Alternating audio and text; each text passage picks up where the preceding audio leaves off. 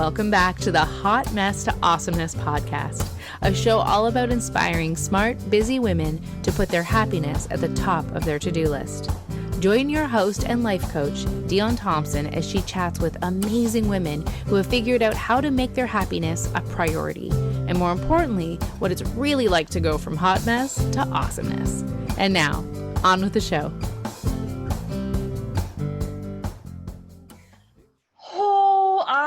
I am warm. I am on the inside, on the outside. I am glowy. There's liquid flying out of my eyeballs. Yeah. Me too. So my guest today, Ingrid Rijo, she has selected some songs. All my guests have been selecting amazing songs, and these ones were really powerful for me. So we started off with a little troll action. I do love me some JT, and that got me going. I have small children, so that's a mainstay in our home. The next song that you chose is called Brave, and I don't know if I've heard it, and even if I hadn't heard it in this way.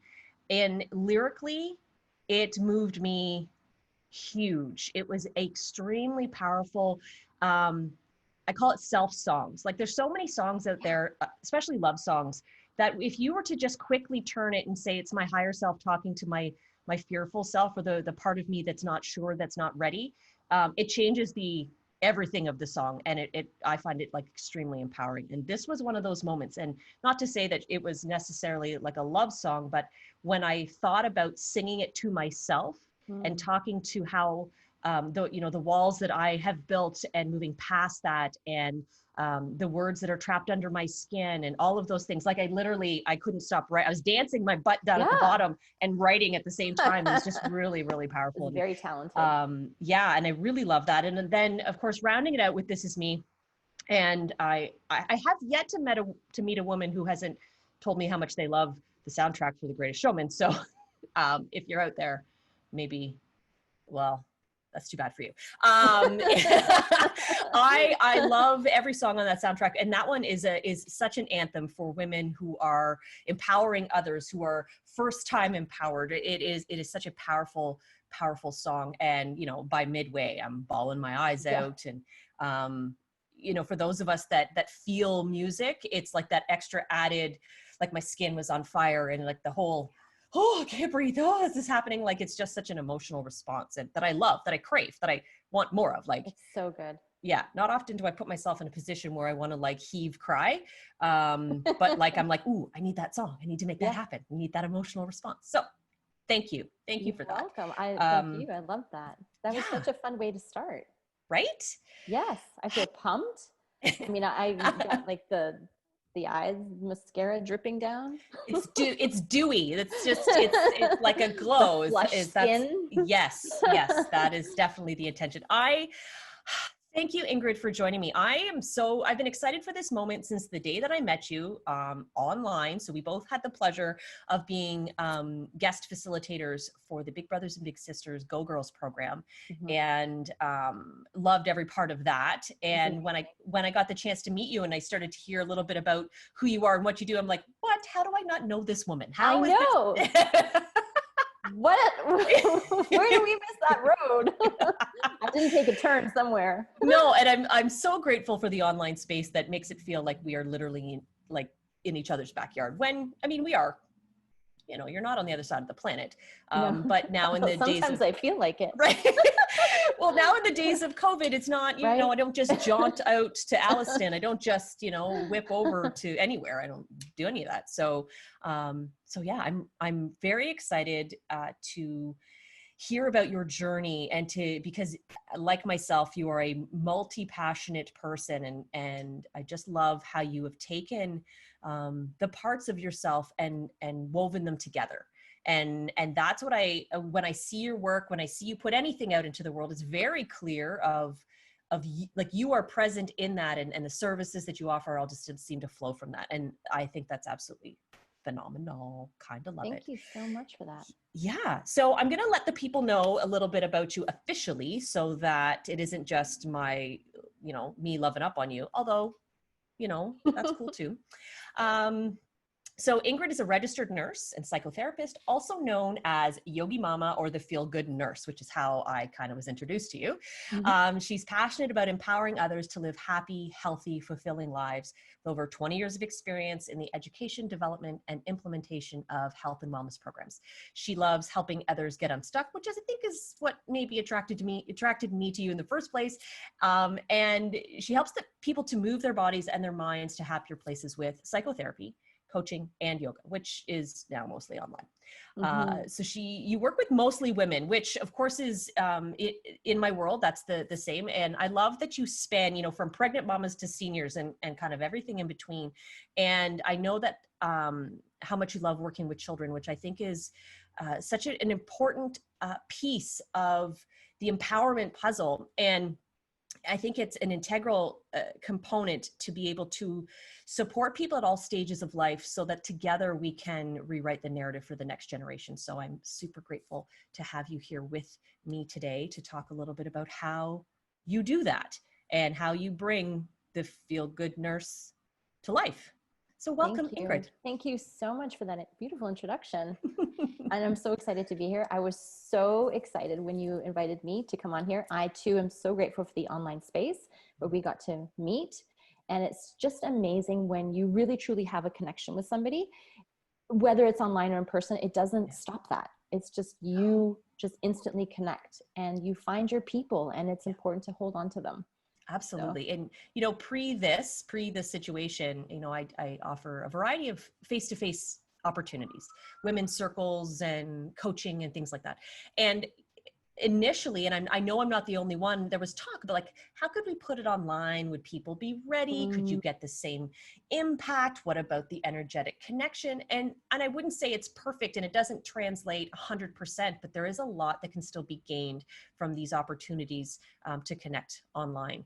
So so I'm grateful that we're doing this and that we're going to be super connected from this moment on. So you can 100%. Expect me to be talking about Ingrid all the time. Oh, yeah. Yay! So Ingrid, like I mentioned before, you're sort of a multi-passionate, driven individual, and guided by, what I see is sort of like an inner sense, a real desire to lift others up. So let us know a little bit about your path, what brought you through. I'm going to guess that sort of the RN world started first. It sounds very like the thing that we do when we leave school, we go and become a thing. So tell me about that. And what transpired, what was that moment like when you shifted and started to incorporate more modalities into your business? Sure. So I was a registered nurse in long-term care. And I had a super fulfilling, rewarding career in that. I've got to tell you, the truth is, I became a nurse because I wanted to be an ICU nurse, because I was, I'm a bit of a perfectionist. And in my eyes, the ICU nurse, that was the cream of the crop, right? That was the stand, that's where you wanted to be. And I actually went and I did 6 months in ICU. That was where I did my preceptorship under an amazing mentor. And I did love it, but I missed so much that one key piece, because your patients are unconscious. And I really missed that interaction. And yes, you had that in different ways and you had that with the families, but you didn't have the same connection. And in the meantime, to help myself, go get through nursing, I had accepted a job as a PSW in a long-term care home in a tiny little place at the time, and just over 100 beds. And funny enough, long-term care was the last place that I wanted to be. I literally remember going to my, my advisor at the time and saying, no, I don't want to work with seniors. I don't like them. They don't like me. We don't get along. But falling in love with long-term care, and you're talking about following that guidance. I was offered at sort of at the graduation moment in nursing, I was offered 2 really amazing opportunities.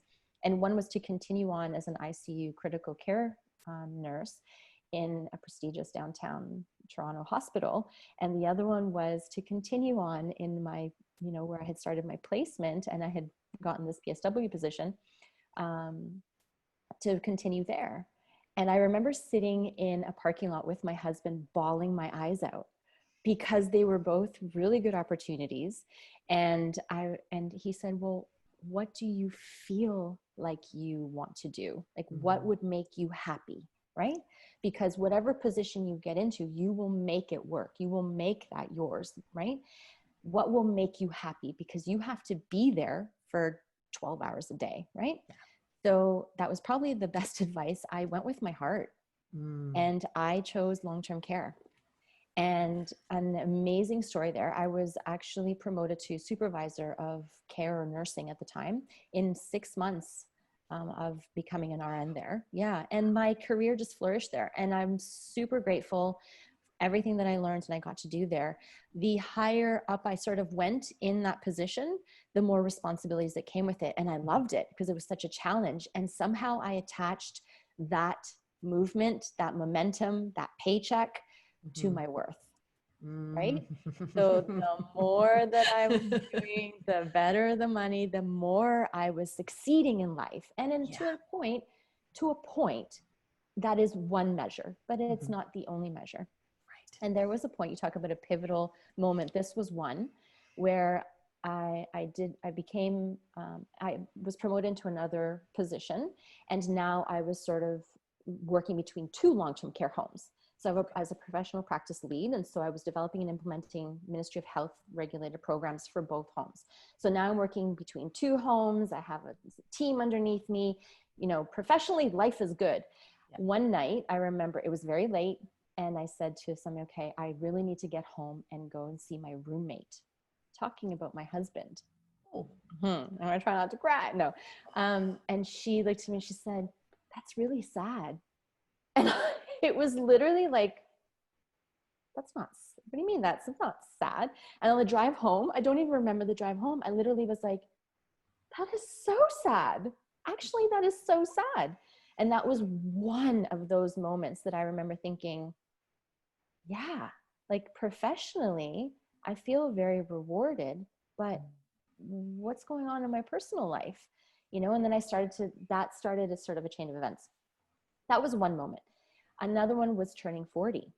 So when I turned 40, I wanted to do something special in along the lines of doing something for me, right? So my professional life is great. Personal life is not bad. I had nothing to complain about, but it definitely was taking a back seat to my professional life. So I decided, after sort of a lot of looking around, I hadn't really been doing yoga at this point, but I decided I wanted to go on a yoga retreat. I don't know why. It was just something that was so strong in my head. You need to go on a yoga retreat. So that's what I was listening to. I don't know. It wasn't even in a yoga class. I actually Googled yoga retreat. So before you keep going, a quick question. Were you in the habit of doing a lot of gut trusting decision-making, or was... Yes and no. There were times, because you have to do that in our line of work. A lot of it is instinct, and you're reacting to your knowledge, right? Like your experience, your knowledge is telling you this is what you have to do. So there's that gut instinct of like, this is what we need to do. Right.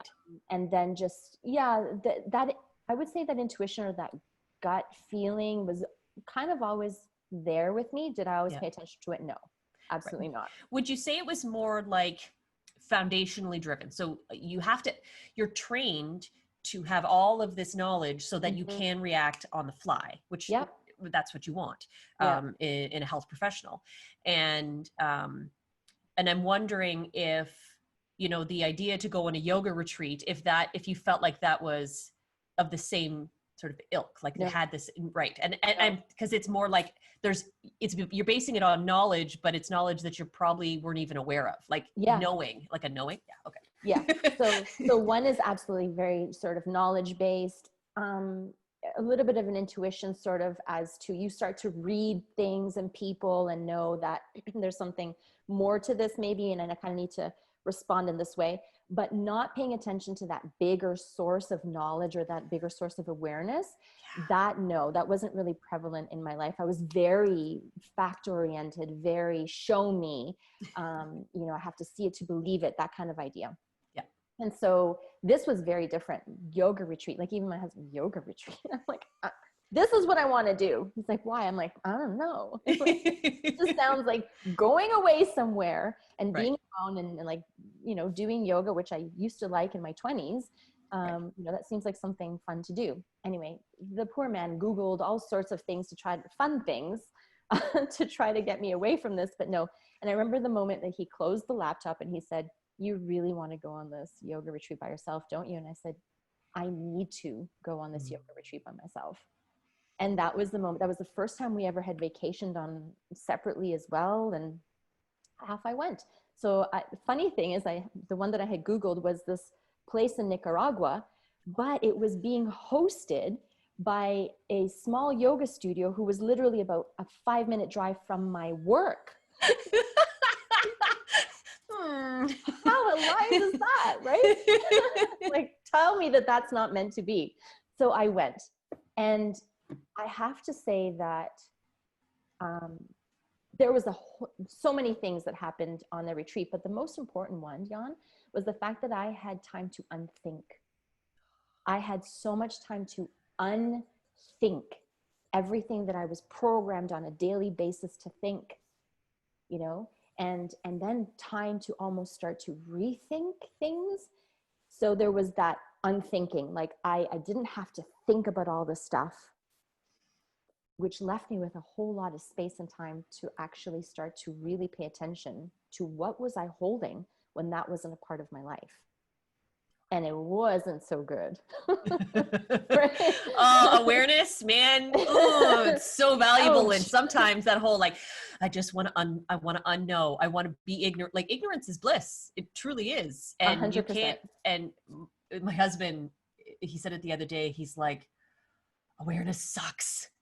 Like, I get it. It's great. And it sucks. I'm like, well, it has a lot of feeling, like you're in it, and there's a lot in there. Yeah. Yeah. So that I'd have to say that was the main thing, is that I don't think that necessarily everything was resolved on that trip for me, but it was one of those huge pivotal moments where I thought, I can't go back to that person. I can't. And I didn't. When I went back, everybody kept saying, you're so different.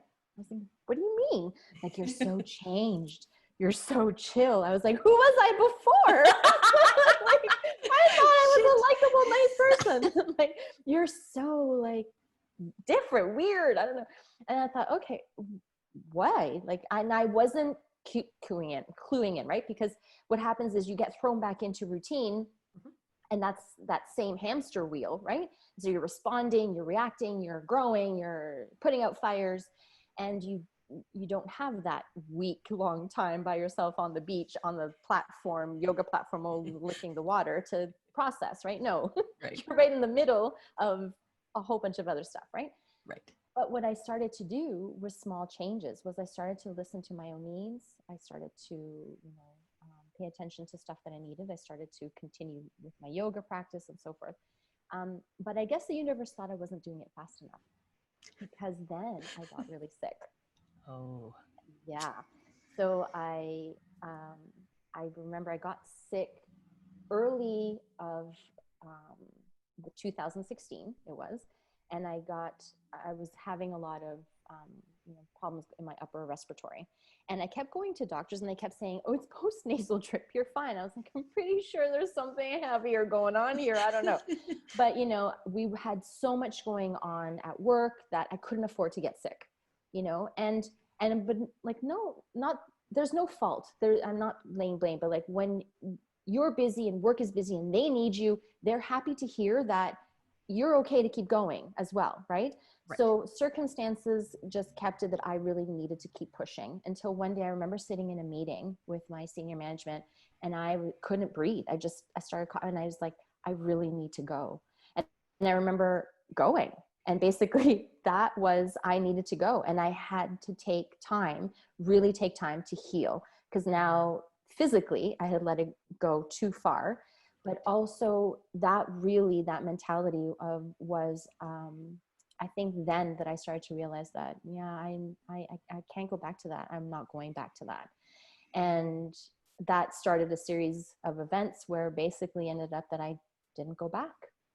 Wow. I just never went back. And then I was like, I don't know what I'm going to do, but I didn't have to wonder for too long, because it's almost like things, when you commit to something, when you commit to yourself, things just start to happen for you. Right. And that's the truth. Right. Yep. So Yep.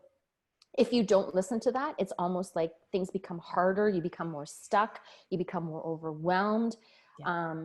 Things just don't work out, and you keep pressing and hitting your head against that wall because you're convinced that's what you're supposed to be doing. And we don't take enough time to stop and think, why isn't this working out? This is not about winning and succeeding. This is about, am I really where I'm supposed to be? Because when you are, it's not that it's easy. You still have to work for it, but it feels so much different to be in alignment. Huge. Absolutely.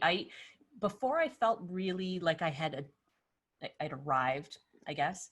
I used to say, I want work that doesn't feel like work, but it challenges me every day. Like I enjoy being busy, but I don't want to be, I want the busy to be fulfilling. Like I like doing things. I like being out there, like engaging. And I don't mind committing to creating something. Is it work? Sure. Have I done it before? No. Okay. Let's learn. Let's do. That's work. But it's a much different feeling. And I equate it to like that whole filling cup, emptying cup kind of thing. Like the work that is out of alignment, it drains you. And so you end up feeling like that was work, or the definition of work being, it's hard, it's complicated, it's exhausting. You're left depleted. And work that is, or any action that is fully aligned, at the end, you may be physically tired. Like, if you're doing something with your body, you're physically, you're tired, but you're not mentally drained. You're filled up. And I remember those early moments when I started to feel that, like, and surprised by like how good I felt.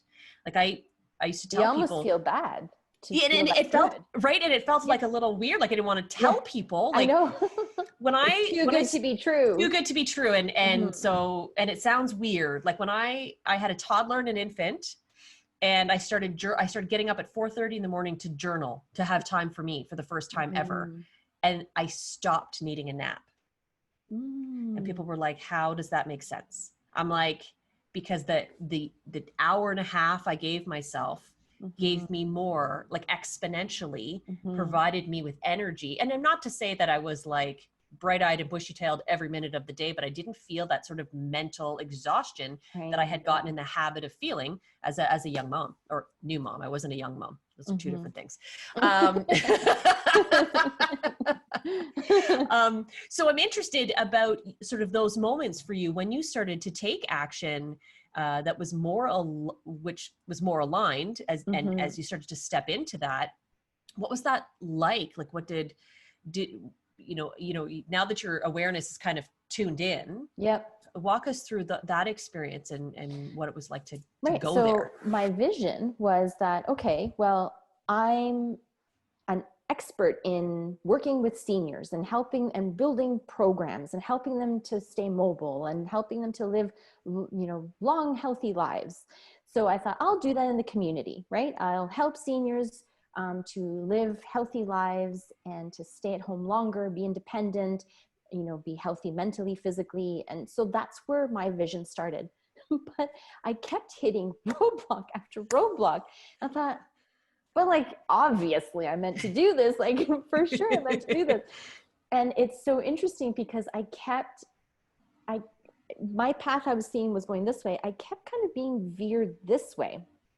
So really strong was from the beginning, pregnant mamas to be. And I was like, that can't be me. Like that's the completely different spectrum. Like I don't know what they want from me, but like, okay, sure. We'll throw together a class and kind of figure that, like, I don't know what I'm doing with that. But then that class grew, right? And so that class kept growing. And then it was, an opportunity came up through a friend that there was a place that was looking to have yoga for moms while the kids were playing. And I thought, okay, yeah, that's something I can do while my real thing works out. It's a side hustle. Yeah, like it's not a thing. Just like, okay, sure, I can do that. Time. But what ended up happening was I ended up, falling in love with that. And from there, I ended up falling in love with the kids and then starting these kids camps and then just it whenever I was there, I was happy and things were moving and and then I would try to come over here and it was stuck. It was kind of easy at some point to be like, okay, I'm going to come over this way more, right? Because that just feels good and it's fun and there's have fun. Absolutely. There's some serious gold in there because I think that for so many of us, especially us recovering people pleasing perfectionist imposter syndrome super moms, right super here. women, right? Group for that? Yeah, this is it. Signed up already on that one. Yeah, right. And so then we're like, okay, I'm doing the thing and I'm putting myself first and I'm going to be the fucking best at it. Let me tell you, I'm going to be the best at doing me better than everybody else. Okay. And we come up against obstacles. Okay. So I know how to handle an obstacle. I go over it, power through, hammer, chisel, hard. And that makes me a winner. Yeah. And everybody should see can you see how hard I'm working for this shit? I'm not getting anywhere, but can you see how hard I'm working? Yeah, I'm a rock star. Right. And the whole time hard. And that then we step back into that habit of work should feel like work. It's hard. Right. Just pile more on my shoulders. Right. And absolutely. And, it's making me sort of think about SMART goals. Okay. So I'm sure many people are familiar with SMART goals. And I used to struggle with them and I didn't know why. And I realized that they are very masculine tuned. And I don't mean men, I mean like energetically, it's very like task, go, can you make it happen? Good. Do it in this time. Boom. And what's lacking is a different way of looking at it. It's like heart goals. So I try to, with my work, to align SMART and heart, feminine, masculine energy. Like, is this harmonious to me? Is it aligned with my values? Do I feel full and complete? Like all of those pieces. And to look at that obstacle and us perfectionists, like just kill it till it's like good and dead. Go, but I can't leave it. I can't walk away. I can't quit. Not realizing that the obstacle is there to move you. Not for you to move it, not all yes, there are things that we are meant to move through. Sure. Okay. But again, feeling your way through that and consistently asking yourself, is this where I'm meant to be? Is this in alignment with my goal of self, not just my task to be the best supporter of elderly people on the planet. Right. And then to go, oh, this means I go that way now. Thank you, boulder. This beautiful boulder. I'm just going to go that way. And it creates a sense of ease, right? Yes. And then, right, because life is meant to be enjoyed. And I don't mean, and like we said, it's not about not working. It's not about like blissed out on the beach every day. Yeah. Sometimes nice. Well, you sign me up. Right. Like just balance. But it's about being able to wake up and go, the actions I'm choosing to take every day, all of them, I feel like they are aligned. Aligned is such a great word. It was actually my word for 2020 that I forgot until I was like, oh, look at me go. Look at me being all aligned. All aligned. And again, that whole idea of like looking at the boulder and going, oh, look at that. I didn't even see that. Yeah. And you wouldn't have seen it had you not hit the boulder. Like you would not have found those other things and probably been open to, okay, sure, I could do that. Oh yeah, I could do that. Yeah. Beautiful. So I usually use the example of like pebbles on the beach, right? Like there's little pebbles on the beach. Some of them you stop, you pick up and put back. And then there's like bigger ones that you can't really pick up. Maybe you have to kind of step over them, but you notice them. You might stub your toe on it and you kind of look and go, ow, enough to notice like, what was that? Yeah. But you keep going, like you step over it. So little hurdles, little obstacles, they're okay. That's not like a big warning sign, stop, but just maybe you need to pivot, right? That's a big word. You maybe need to pivot. Maybe you need to like pay attention to something. Something needs to be tweaked. Yep. But then you have those big ass boulders, right? Why do we try to push those? Like they're clearly not meant to be pushed out of the way. It's not because you're supposed to go get the dynamite and blow it up so that you can move through it. It's just a big warning sign of like, wrong way, not for you right now. To go with your analogy, which I love, I'm visualizing walking along the beach and I'm stub my toe. And sometimes, and often, and I'm sure you find this as well, we need to be able to flip from big picture to where am I in the moment? Yes. The big picture, where I'm in the moment. So when we're faced on the big picture, I'm going, here I go, going. Oh, I stubbed my toe, right? Yeah. That's like the universe going, hey, you need to pay attention. Look down at your feet. Like, okay, we'll go inside. Well, then pivot, like, oh, I just got to shift over. I got to move. Oh, I got to move up, like all those things, right? And if we're faced too close, like nose, okay, take my little steps, and you run against the wall, right? And then it's almost like the opposite. Like, no, you need to look at the big picture here. You need to look at like what is the essence of what you're doing. So I just got chills. Yeah. I got chills. Well, you know what book I'm rereading? Because I absolutely love it. Paulo Coelho's The Alchemist. You know that part in the book? Girl, have you read that book? You need to read that book. Wait, can anybody see my goosebumps? Sorry if you're just listening. Literally this morning, I was like, ooh, and I was reading that part about where he's carrying around the oil on the spoon around the castle. And he's so concentrated on not spilling that oil, right? That he's missing all the beautiful tapestries and statues and all the, right? So he's missing the big picture. But then, he also is kind of looking around and drops most of the oil. But it's a balance. It's a balance. And not only is it a balance, we each have our own preference, right? So I am like down in the dirt, detail.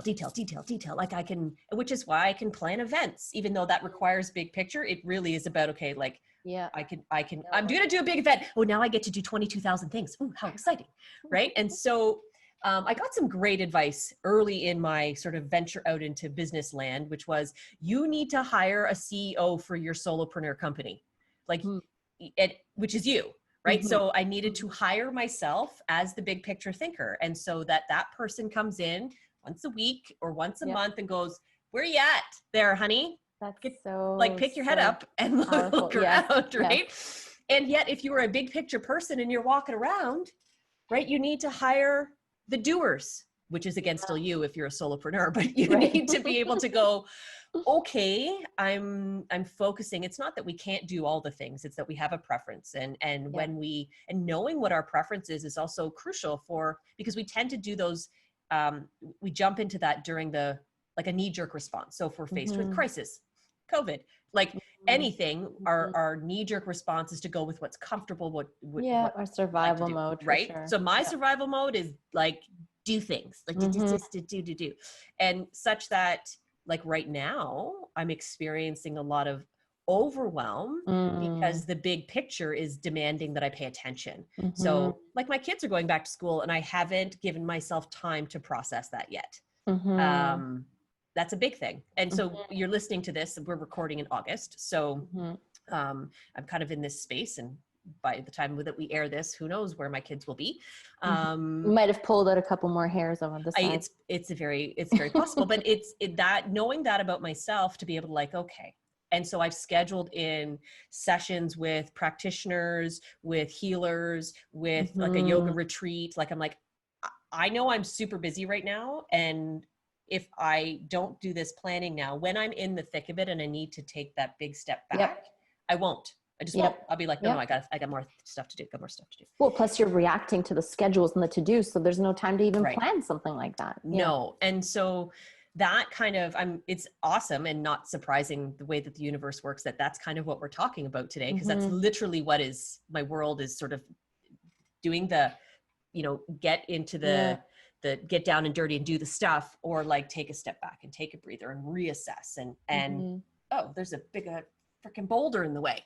Yeah. Oh, and I love that you tied it into the personal as well, because that's something I'm picking up from my clients right now that is huge, is the overwhelm.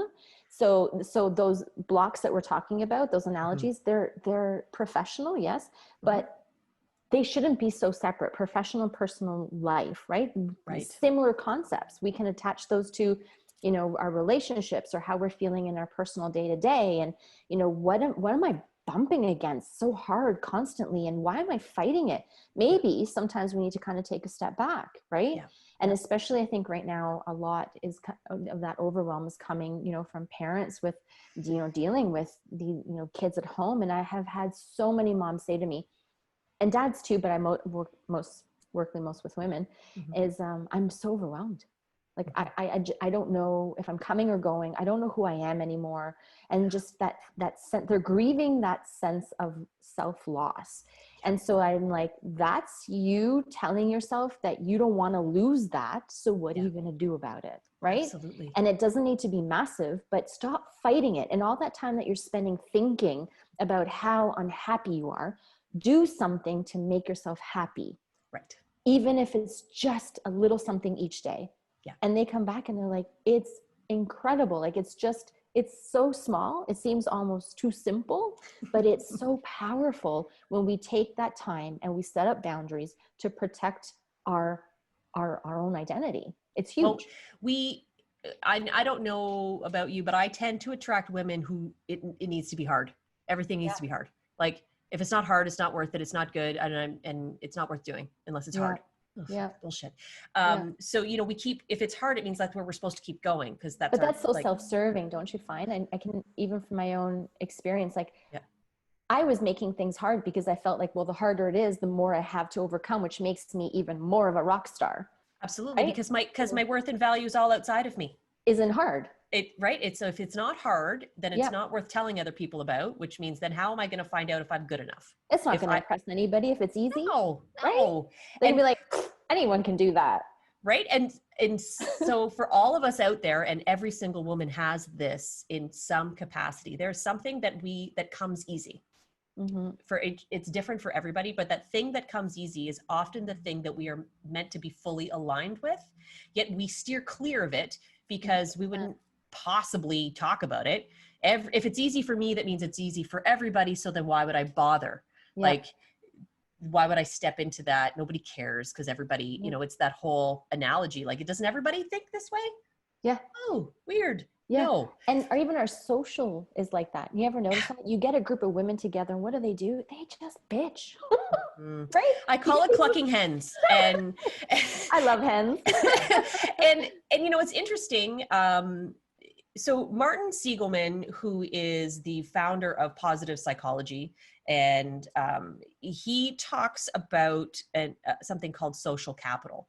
And social capital is our capacity to build connections with people who are not like ourselves, which then expands our capacity for growth and learning. And I listened to a podcast, I think that was recorded before podcasts were a thing, about social capital decreases and diminishes whenever they're like places like social media. It depletes and negates social capital because all it does is it builds algorithms to give us more of what we know and like. So we can curate our feed to just feed back the same information that we're constantly surrounded by, putting us in a position where we start to believe that everybody thinks the way that we do because this is what we have. And the times I'm thinking about right now, the sort of social strife, it's lack of social capital that creates the silos and the divisiveness and the marginalization. And it is through our individual choice to be willing to step outside of our, I don't want to say comfort zones, but what we believe and what we see so that we can be open to receive information that does not match ours. And we as women, and we just, it's a natural phenomenon for our social groups. So obviously we're surrounded by people that sort of go with the flow like we do, because it's just easier. And I really have time to be like sitting and listening and digesting and processing your completely different point of view. And for people like me, I struggle because I can't be in a group of people and we're doing like some groupthink because I can get really lost there. And so I find, you can get really lonely unless you can find the people that challenge you. Again, it's that idea that, that the challenging, but the growth and all of that inside of that. So since I'd learned about this in sort of a different realm of my life when I was working with poverty awareness and understanding the different structures of how people exist, I was like, oh, this is a pinnacle piece of information that if I strive to embrace my capacity for building social capital, then as a result, I will, there would be more ease in my growth and development. There would be more connections, more possibilities. Mm-hmm. It's a bit of a side tangent there. I just got very excited about no, about it's social so capital. True. It's so true. And that's something that I find that I've definitely have, speaking about boundaries and about growth, is something that I have really had to work very hard on in my personal life, is setting up those boundaries into relationships. And, you know, how are the people around me?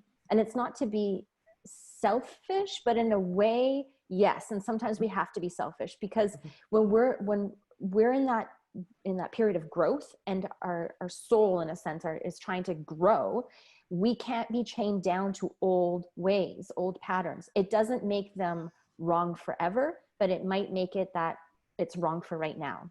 Right. And we might need to step away from people that, you know, that aren't serving that purpose. And you'll know that because you feel in friction constantly, or you feel negative emotions around that, right? So it's not necessarily a time to be fixing that, because maybe there's nothing wrong, but it's maybe about fueling yourself with new ideas and, you know, new people, and how they're sort of, where are they going, and what are they thinking, what are their values, and challenge yourself, right? And you might grow in, you know, to that place, or you might decide that, okay, you know what, I'm ready to go back over here. It's just about really being in tune. And I think that that's what we're talking about, is really paying attention, being in tune. Yes. And one thing that I like that you said is that, you know, we don't pay attention to the easy because it's not hard. And that's true. We almost don't think that we're deserving, right? Like, we think easy equals, that's not for me. Easy is for all those, you know, other people that have made it. Well, you know, think about everyone like Dr. Seuss, J.K. Rowling, Ellen, Oprah. Gosh, like, there's so many people who, if they had listened to the first person that had said no to them, they would have, you know, given up, right? But they kept going. They kept believing in what they were doing, and they kept following. And it's not by bashing their heads against the wall, but it was, they believed in themselves so much that I do deserve this, right? And so they just were consistent. And if you can believe in yourself and you can be consistent, you can have it. Absolutely. And we need to start believing that. Yep. And for me, my visual is always, it's about playing the long game. And a society is designed for dopamine hits, right? Immediate gratification. But being able to believe in yourself means that you're playing the long game. Like, you're putting your faith in your own actions and in your own thoughts consistently, even when there's no immediate result. Yep. And so it's like that drop in the bucket, right? And continuing to recommit to that belief every day. And lo and behold, the bucket fills up, and there you are. And it is a habit that many of us are we just don't have. And so that is why fabulous people like you enter into people's lives, to be that consistent, supportive, loving reminder that you can follow, believe, trust, show up for yourself, and help encourage people to commit to that until they can do it unconsciously. Yes. Right. And that's why I love working with children, is because children get it. There's oh my gosh, one of my classes, one of the girls, we were talking about what we like most about ourselves and whatnot, right? And it's a time to like share, like, what do you love about yourself? But because I'm trying to instill that it's okay to love something about yourself and to share it. Because I think, you know, a lot of times we downplay that in people, like, oh, that person's cocky or arrogant or, you know, full of himself. No, maybe they're just confident, or maybe they have like a really hard life and they are trying to, you know, build themselves up and hold themselves up and say, you know what, this is something I had to work really hard for, and I'm proud of it. You know? And even if we didn't try to worry about why other people are blowing themselves up, doesn't mean we can't, right? Like, okay, you do you. I mean, you seem very happy with yourself. Awesome. And I too. It doesn't, them being good at life doesn't mean we are not. Right. It's almost like it gets taken away somehow. Like there's only so much good in the world to have. Right. And so anyway, so this girl, she says to me, she says, well, I just love my hair, you know? And I said, I was like, you have beautiful hair. And, you know, like it's important to empower people to feel that they can share what you don't have to have, you don't have to say, oh yeah, well, you know, I've put on so much weight. Oh girl, I put on weight and I lost some hair. Oh girl, I put on weight and I lost some hair. And right, like it's like we try to like one up each other on like 100%. Well, we have a great habit of negating our greatness. And so I started my coaching practice literally with self-celebrations. Like that's all I want to hear. If we do nothing else, tell me something great about you that you've accomplished. And most people, I mean, I just live, I'm a mom, I'm a woman, I do stuff and I do stuff. And we don't even acknowledge that the stuff that we've done is of value, right? We're just so used to delete, miss it completely. Yeah. And like you said, just turning your attention, even for a moment a day, onto that, acknowledging our value and our worth in our actions and our thoughts and our behaviors and just in who we are, just doing that for a moment a day, the ripple effect, that it's compounded. You do it for 5 minutes, but it can carry you through until tomorrow morning. Yeah. Right. You don't have to be, you know, walking around going, did I tell you about how great I was? Oh, then I did this and then I did this, right? It's about going, yeah, I learned that. I said no today. Yeah. Oh my goodness. Huge. I took a big old deep breath before screaming at my kids.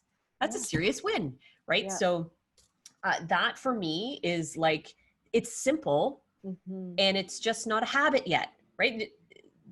And if someone is out there listening and you don't do this for yourself, cool. Feel free to start today and then the next day and start over the next day and start over the next day, because if it's not a habit yet, you're not naturally going to do it. Not only that, we actually have an opposite habit of negating. Yeah. So stop the negative talk. Yeah. Shut it down. Anytime you start like saying something nasty about yourself, shut it down and be like, no way, and say something positive about yourself. Absolutely. And it's, for me, I spent years not knowing I had negative self-talk. It just was. And it was kind of masked in effective, productive efficiency, right? It wasn't so much like you can't, you're not good. It was, you know, do that, do this, get that done. Like, and it was sort of attached to this constant, that's what you're supposed to do. And so what I found was a really big shift was just focusing on what I did want. Like I couldn't, if I spent too much time trying to think about how crappy it was, I just ended up staying there for too long. Yeah. So if I wanted to incorporate self-talk or any small, like that, and that's a big one, any small type behavior, I just had to consistently turn my attention to it every single day. Yeah. And that's how you build a habit. And building in the environment, you know, when you're feeling like you're in a good headspace, call the people that you know will back you up and go, I need you to help me with this. I'm going to text you every morning after I use whitening toothpaste. Like, I don't know, whatever the thing is that you're trying to build a habit of. Yeah. I think that's a really so important to do that. Yeah. And I'm glad that you brought that up. So I never used to make my bed in the mornings. I don't know if that's like, but I never used to make my bed in the morning because like I was too busy, right? I was too busy and like, can't make my bed in the morning. I gotta run it. Gotta like, you know, I'd rather use those 30 seconds to, I don't know, whatever. But I was like, no, you know what? You're going to make your bed in the morning. Because I read there is something, I think there's like there's the general guy that says to make your bed. Yeah. So I was like, maybe it's the thing. I don't know. But you know what? It gives you such a sense of accomplishment. Like it's bizarre. Okay. I can't, but I mean, in your head. I'm not surprised, but I can't believe you mentioned that because that little, the speech that the guy's giving and says, if you do one thing, make your bed, then you accomplish something, right? It went around in this group I was in and I had a visceral response to it. I haven't made my bed in years. My visceral response was, I was supposed to make my bed every morning as a small child and I rebel against all the shoulds. So I'm like, fuck that. I'm not making my bed. I don't have to. You can't make me. And like, so, and I leave my room. I don't live in my room. I literally walk out of the bed and leave. And I have better things to do with my day than to worry about whether or not my bed is made.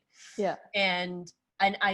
So I have this response. I text my friend who's like, had put it in the Who group. does he think he is? Well, I was like, this is my problem with this, and I will not be making my bed. And she's like, well, and not about her. And we were good, but I was just like, but then I started to go, what is up with that? Like, where is all that coming from? Right. And it was very much attached to, I'm so busy.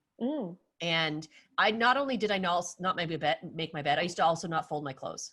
I just shoved them in the drawer. People were like, what? Like I don't outwardly, that's not my persona. And I'm like, no, I don't have time to fold my clothes. I'm very busy, and I shove them in the drawer. Yes. And too busy. Too busy. Too important. And thank you, COVID, for so many things. One of it, I started this, like, okay, take a breath there, Dion. Like, you can making my bed is this hard. Like, it's like a blanket. It's not even a thing, right? And not like when I was a kid where I'd have to like double tuck under the pillow. Do you know what you had to learn in nursing, girl? Like, I can make corners like you don't believe. A whole other conversation, but I do know what you have to do in nursing. To my personal bed. No, well, I actually went to nursing school. Oh no! And a whole, like I said, a whole other conversation, because I dropped out of nursing school. Because you had to make a bed? No, the beds were fine. You know when you like use a syringe on an orange to figure out how to make a syringe work? Okay. And I was like, oh, I can't wait till I never have to do this, because I had dreams of being a lactation consultant. And I went, I can't wait till I have to never give a needle. I literally got up from that class and dropped out of school. Like, that was that was smart. That you were already in alignment then. You didn't even know it. Anyway, so I made this sort of commitment recently to like make the bed and put the clothes away in a way like it's like I'm taking a breath for me. It's okay to like take 30 seconds to. I deserve to go to bed in a nice, like, made bed and look nice. And it's funny, like, these things are staring at us. And not only that, as coaches and people who support others, I'm like, I can pinpoint it in someone else like that. But for me, like, years, visceral responses, and still like, I am not giving up this crap. Another thing I do in the morning is this is so funny. I have Goldie Hawn to thank for this. I don't know where I picked this up, but she does this ridiculous, like, she says she bends over and she goes, like, all the way up. And I was like, that is ridiculous. So ridiculous that I wanted to try it. So I tried it. It's hilarious. It feels so good. Awesome. So I literally will either like pump a song in the morning, or I will, because, do this thing. I take 5 breaths. Like, I'll do like not a whole yoga flow right then and there, but I'll do something fun and light in the morning, because it really does help. I find, for me, set the tone. Because sometimes you wake up and you're just in a really crappy mood and you don't know, maybe you have a good night's sleep, full moon, I don't know. But you wake up and like, it just sets off a series of events. Like, you stub your toe and then you like, whatever. There's just it's the Murphy's Law, right? And the thing about Murphy's Law, it's a law, it's universal. It goes both ways. Like, it's not Murphy's Law means, oh, my life sucks, everything's going to be sucky. It's, oh, that was good. Oh, that means that the next thing will be good. And the next, it's biologically, it's turning your attention so that you filter out what you don't want to pay attention to. So pay attention to the fun and the light and I'm doing the blah, blah, blah thing. My kids are going to love that. Oh my God. Well, my one kid is going to love it. The other one's going to like, can I do it from the floor? Oh my goodness. Okay, Ingrid, this has been phenomenal. And I'm so happy to have had this chance to learn more about what drives you and what lights you up, and for us to unpack some really cool things here today. I actually forgot that we were on a podcast together. I thought we were chatting. I was like, no, you're leaving me? Where are you going? My insecurities of abandonment were starting to kick in. Where are you going? No. So for all of the listeners and people watching who are interested in learning more about Ingrid and the Feel Good Nurse and the amazing work that she does with people from all ages and stages of life, then there will be a link for you there. And I'm sure you can find her on Facebook at the Feel Good Nurse. and follow her and love her because she's awesome. So, Aw. Ingrid, but before we go, Mhm. because you have gone through such a journey and you have definitely had some pivot points, some transformational moments, what would you say is something you'd want to share with a woman who is at one of those points, who's like kind of looking at the looking at the boulder and, you know, chisel in hand, Mhm. yet Mhm. there's ease and flow to be found? What would you share with her? Stop overthinking it. Stop. Just do it. Just do it. You will look back and think, why didn't I do it sooner? Like, just do it. Just go for it. Believe in yourself. And if you're having trouble believing yourself, get help from somebody like Dion who can help you believe in yourself. Because for all the reasons that you may not believe yourself and all the people and all the things that you may have stopped believing in yourself, know that you're not the only one who has stopped believing in themselves, who now truly believes in themselves. So if you're having trouble believing yourself, find that person who's going to help you. Envision the life that you want. Yeah.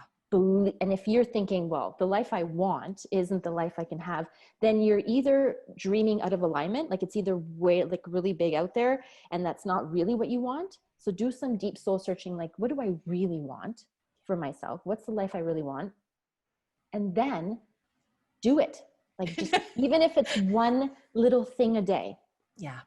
And it just, things will start to open up because you will start to be in alignment and you will feel so much better. And stop waiting. That would be my thing. Just do it.